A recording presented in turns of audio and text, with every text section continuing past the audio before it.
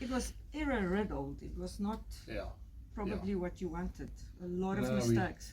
No, exactly that. I thought our game management at times was poor. For all the experience we have in the backs, we looked as though we pulled the trigger too quickly at times. We looked like we were disjointed. But they're obviously positives. I mean, you're 12-3 down, and you come back and eventually you're leading 27-18. So yeah, I mean, I take that as a massive positive. Some teams would have been 12-3 down, panicked, and probably not got back in the fight. Yeah.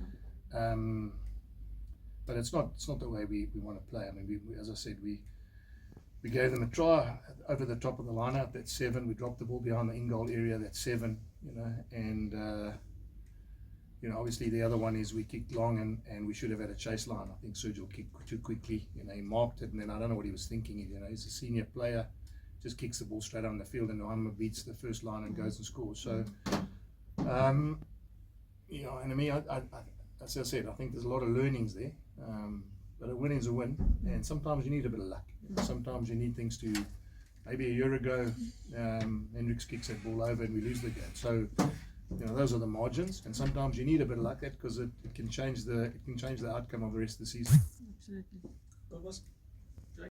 I was a bit, I suppose I was a bit disappointed with the inconsistency of our group. One scrum we're really good, the next scrum it's almost like we just do it on our own. Line out wise, I thought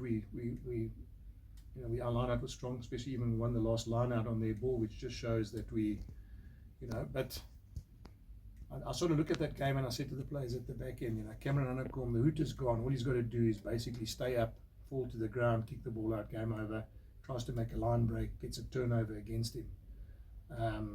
We get a turnover on the try line. Someone decides we're going to run from behind our in-goal area. Those are things that you're not going to win every week if you're going to pull those sort of stunts, and you need to understand that. You need to understand, I'm talking about as a player, you need to understand that there's got to be some sort of control and composure in those situations. So, but it's much easier to coach that when you've won. It's much harder to coach that if that kick goes over, and then all of a sudden what is a video session of analysis becomes an attack on the player. So I'm much happier that we can now go through that as a group and talk about what we got wrong. When you mention that, is it a good sign, if I can call it that, when you, on a day when you're feeling not on your best, but you can still make sure? Well, you play golf, so you know what it's like. Sometimes, you see golfers, they don't hit every green, they don't hit every fairway, and they're still on the top of the leaderboard, and that's similar to what we have. That's not our greatest performance, and we get a win. And if Akka dummies Nohamba there, we get four tries and a bonus point. That just shows you the margins of how quickly that can change. And at that stage was 27-18. It would have been game over. So yeah, it is one of those outings where we weren't on top of our game, but we got away with it. And it's I need to also reiterate that 21-year-old guy steals the line out in the last play of the game. 21-year-old guy makes a mistake by carrying through the line. The only way they're going to learn, one's learned a hell of a lesson, which is win the line out, which is fantastic. The other one, who probably just thought he'll go and make a line break, will learn that that's not how you finish off a game. So, it's I'm much more relieved. I'm relieved about 12-3 down, relieved that we were leading at half time, because it quite easily have gone the other way.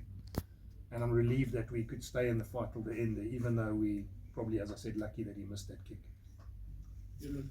Coach, just looking at the way that the Lions started this game with intensity and hunger, pretty reminiscent of the fixture last year. Did you have a bit of fear of deja vu for that? Exactly, especially with that last kick.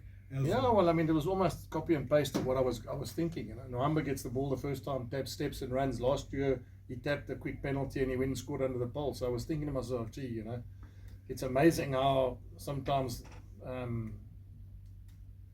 the things that teams do well, they do well. They do that well all the time. That's what their strength is, So it was a little bit like that. But as I said, the end of the day, you get a win, and we weren't at our best. So there's a lot of things we can be positive about. Jake, obviously this leaves you guys quite well with fourth position now, and that's it makes it almost all more important to go to the spot now again as well. Well, I mean, the next two are derby games. We've got them and the Stormers, yeah. So I mean, those are defining moments for the standings on the table. It's a defining moment for the head of the conference. And so we got a couple of tough weeks of prep. But we'll have guys like Kane and Kirkley, those guys back. So as I said, we hopefully will be from a selection point of view, we'll be in a good place to actually put some more Springboks on the field. You spoke about how you went in the top of your game, but especially on attack, if you look at the stats, I think you guys had 65% possession, 65% territory. That must have frustrated you a bit that you couldn't do more with that. Yeah, Brendan. I mean, we're also a bit unlucky. Ambrose chips that ball over, it doesn't bounce when he scores there. As I said, Akka dummies and scores. He scores under the poles. It was a time where we went down the wing with Sebastian de Klerk, and he passed it inside to David. David knocked it on. So there was enough opportunities that if we hung onto the ball, built pressure, we could have scored some more points. So it's not all doom and gloom. I mean, we scored 3 tries. The only thing which I take out of this game is we worked really hard to score 3. They scored 3 from, and I don't want to say, but they scored 3 tries from our errors and our bad judgment calls. I was going to give you a quick lesson on what I think happened in that one thing. So Anton Dupont's got a wonderful thing where he waits 10 meters back from a long kick. David Creel waited, went up, got penalised for offsides, which I think is, if you watch games in international rugby, that's allowed. They kick the ball out, they get a line out over the top, they score under the pole. So it's a 7-point swing, which should have, what I'm saying, wouldn't be a penalty, but we would have had them cornered in their half. So, but those are things we're going to have to be sharp on. If those are the ways they're going to interpret those things, we've got to be a little bit more streetwise.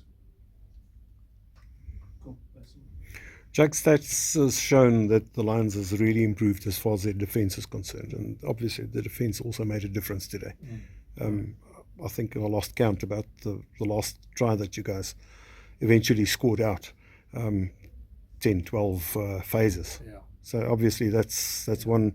It's on the one hand it's good for you guys because you will play the Stormers again with an exceptional defence record. I mean, we've got to give Cash some credit. He's a fitness coach, and the one thing they do very well is they get up off the ground quickly and get back into line. So even though you find like you think you're getting payback by keeping the ball, sometimes you're running into a wall that's just repeats itself all the time. And sometimes you need 1 or 2 special moments to break them open. And that suppose is the disappointing thing, because we didn't. We had it, but we didn't finish off those opportunities. And there were a lot of times where we ran out of our own 22, and Harold kicked the ball. There was like a 4-2 there.